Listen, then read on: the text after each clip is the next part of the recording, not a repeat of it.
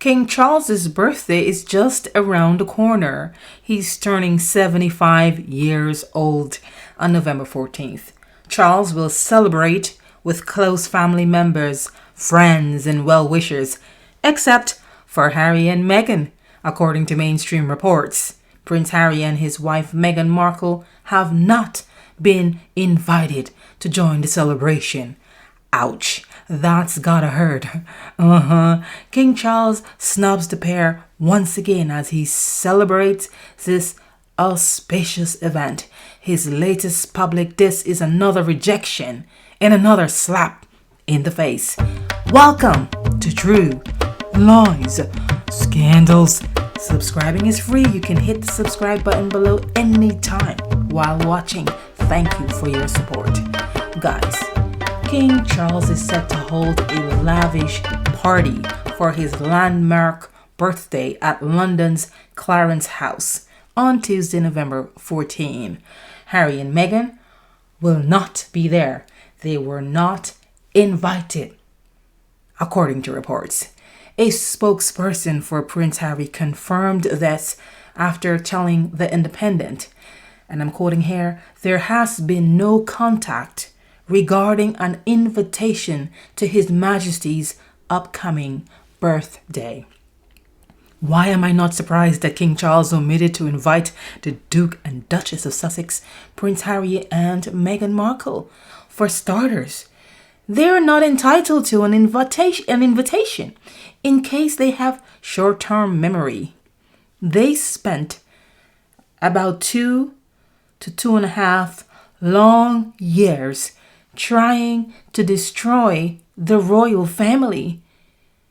Harry also recently turned down an invitation to spend the summer at Balmoral Castle with the king while Harry was prancing around in Europe. Together, Harry and Meghan have done enough damage to last a lifetime. Enough damage to the royal family and the British monarchy, with all of their accusations and misrepresentation of their experience related to when Meghan Markle was in the UK living with the royal family. So much damage that the relationship appears irreparable. It is very difficult to come back from that after all of the public accusations of racism by the royal family against Meghan and her baby Archie while he was still in utero, the accusations of ill treatment of Meghan and alleged abuse of Meghan by the royal family. It is very difficult to walk that back and really repair that relationship, don't you think? I know people talk about forgiveness, and that's okay. I believe in forgiveness. But let's be real. Even forgiveness is a process, and it takes time for all the parties to heal and get past the hurt. And there is no timeline to forgiveness. It's a personal thing, and you just gotta wait until it happens, if it ever happens.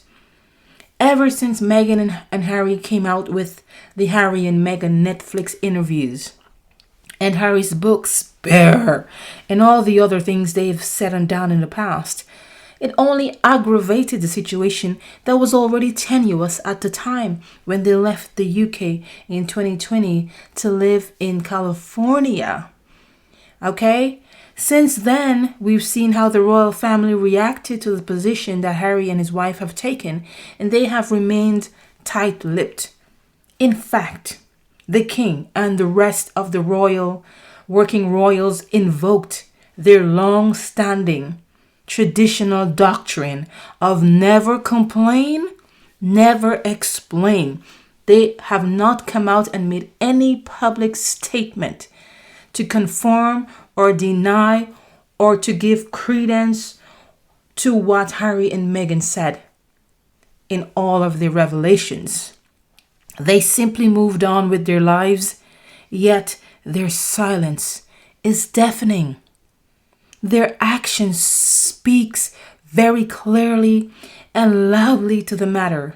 Their action, which is no action, says they want nothing to do with Harry and Meghan. They distanced themselves from the rebel couple. They essentially went no contact with the Duke and Duchess. Harry and Meghan have no one else to blame but themselves for what's happening and how the royal family has been treating them ever since they basically betrayed their own family by publicly airing their dirty laundry. And specifically Meghan, you can't expect any better. She has no relationship with her own family. She threw her own family under the bus. I'm talking about her father who raised her. And I'm talking about her half-sister, Samantha Markle, who claims that she participated in raising Meghan.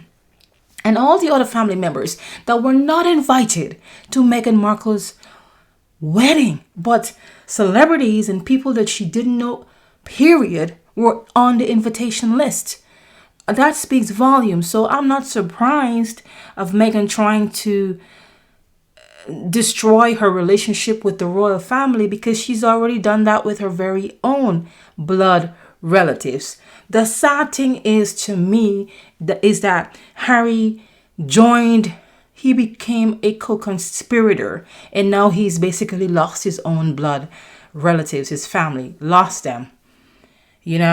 Whether or not their allegations are true about the royal family, that's not the way to solve a family conflict. Their approach essentially backfired, and now it seems they have no way back into the royal fold. In my mind, from a narcissism point of view, what Meghan and Harry did was to launch a smear campaign like narcissists do when they feel hurt or slighted, or when they suffer a narcissistic wounding or injury. In other words, destructive narcissists become enraged and lash out with vindictiveness when you hurt their fragile egos. And usually, you'll notice this happening when you refuse to play their manipulative games. The public smear campaign is evidence of the vindictive nature of narcissists when they realize that they can no longer exploit you for personal gains. They have to get back at you. And what better way to get back at the royal family, this huge institution that has been around for hundreds of years, than to launch a public smear campaign against them and try and bring them down. You already know how Harry and Meghan's plan turned out. It failed epically. Meghan and Harry conspiracy to bring down the monarchy failed epically. They found out the hard way not to mess with the monarchy and are now branded as traitors to the crown, grifters and selfish, self-entitled brats. You're going to lose that battle, and they have lost the battle and they're now suffering the consequences of trying to tarnish the reputation of the British monarchy. More specifically, King Charles, Queen Camilla, Prince William, and Princess Catherine. So they're not getting invited to functions, to celebrations, to anything anymore. They have been isolated, cast aside, and iced out by the royal family. Call it the epic royal no contact strategy. The silence is powerful, and it is very effective when you're dealing with narcissistic people. I don't believe there's any contact between the royal family and Harry's family recently. I don't believe there's any love lost between them either. So much negative emotions, tension, and resentment still exist. And until there is healing, until then there's really no way back for the Duke and the Duchess into the royal family. I know that Prince Harry will always be King Charles's son, and he will have that love for him as a father to a son. But I think King Charles has made peace with what has happened, and he has moved on with his life. He's focused on his agenda and his reign. He's allowing Harry and his wife to move on with their lives as they choose to. They were not banished by the Queen. They banished themselves from the kingdom. And once they realized their mistake, they wanted to get back in, but the door was already slammed shut in their faces. Like spoiled entitled brats, the two disgraced royals decided to launch their racism smear campaign against the royal family. Now, I'm not saying the British monarchy is innocent as far as racism goes, structural racism, institutional racism, but that's a whole conversation for another time. I've always said it when I analyzed King Charles's very first public statement after Queen Elizabeth died. He said something very, very profound that resonated with me, and in such a calm and beautiful way. I have to tell you that I love his nature. I met him personally many years ago when he was visiting, and he was with Baroness Valerie Amos. I met him as part of my entourage, but I always liked him. I don't know him personally, but just his way and his mannerism and his way of doing things. And he seems to be a very thoughtful and decisive person. So when he makes up his mind, he makes up his mind. And so in his very first public statement after his mom died, he said this profound thing that resonated with me, that he wishes Prince Harry and Meghan Markle a wonderful life as they continue to build their lives overseas. Overseas. Those were the words of the king. That's a clear, distancing statement by Charles. In other words, what the king was communicating and emphasizing to Harry and Meghan is that you don't belong here anymore. You're not a part of this family anymore, or at least you're not a part of the working royal family. You have cut ties. You went to the US, you migrated, you want to do your thing. Go on with your lives, build your lives. We'll be fine. King Charles stayed true to his statement so far. He has not really made any type of effort to bridge that gap that Harry and Meghan created between themselves and the monarchy. And as time went by, Harry and Meghan kept doing other things to poke the bear, to fan the flames, to add salt to the wounds they themselves caused. In fact, the first order of business as king was to evict Harry and Meghan from Frogmore Cottage, where they lived in the UK. Frogmore Cottage was also where the couple would stay on their visits to the United Kingdom. Charles took that away from them. He wanted to make a statement without saying a word. The royal family also intentionally forgot to publish birthday wishes to Harry on his 39th birthday on September 15 last via their official Twitter and Instagram accounts. Just silence, crickets from Charles, Camilla, Prince William, and Princess Catherine is all Harry got. So again, many of you may not be surprised that King Charles has not invited Meghan and Harry to his 75th birthday celebration. The only thing left to do is to strip these two self-serving, self-entitled couple of his and her Royal Highness titles. Fortunately for them, it's not an easy process. The decision will have to come from the UK Parliament. In any case, Meghan is needed back home in California tomorrow for the defamation case brought against by her half-sister, Samantha Markle.